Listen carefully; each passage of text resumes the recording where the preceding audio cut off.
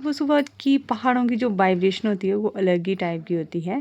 तो सुबह उठ के मैंने मॉर्निंग वॉक की, बाहर चिड़ियों का चहचहाना बहुत सुकून दे रहा था। फिर जल चढ़ाया सूर्यदेव को, जैसे ही सूर्यदेव निकली उसके बाद थोड़ा प्राणायाम योगा वगैरह किया।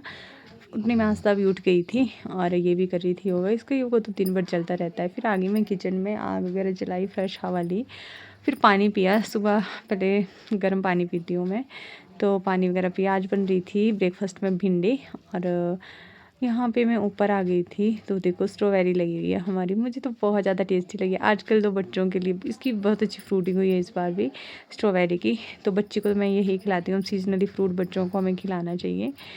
तो फिर मैं चली गई थी गाय को घास डालने के लिए। गाय को घास वगैरह डाला, और देखो गाय के ऊपर जो है ये है पेड़, क्या बोलते हैं, प्लम का। यहाँ कृष्ण जी हमारे झाड़ू लगा रहे थे। फिर मैंने किचन की सफाई वगैरह की, और देखो रोज़ पेटल हमने यहाँ पे ये सुखाने के लिए रखी हुई है धूप में। फिर मैंने की ऑयलिंग अपने बालों पे। एक वीक में 2 बार ऑयलिंग करती हूँ मैं। तो देखो बालों पे ऑयलिंग करने के बाद मैं बना रही थी फ्रेंच चोटी। पता नहीं अब बनी या नहीं बनी, आस्था बनाने भी नहीं दे रही थी पर थोड़ी बहुत बन गई थी। तो ये चोटी बना ली थी मैंने। बहुत पतले हो गए यार मेरे बाल। फिर सिंदूर वगैरह लगाया, थोड़ी फ्रेश वगैरह हो गई।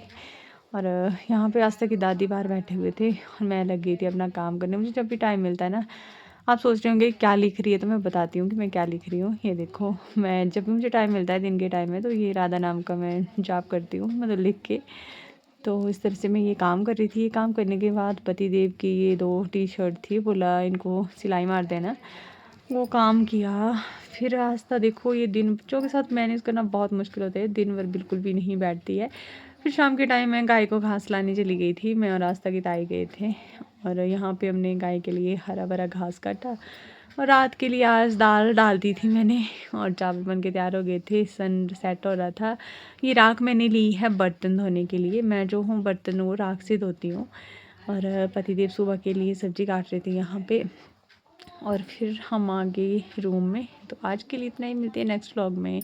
आपको मेरा ब्लॉग कैसा लगा कमेंट सेक्शन में ज़रूर बताना, और मेरे चैनल को सब्सक्राइब करना प्लीज़। Thanks for watching.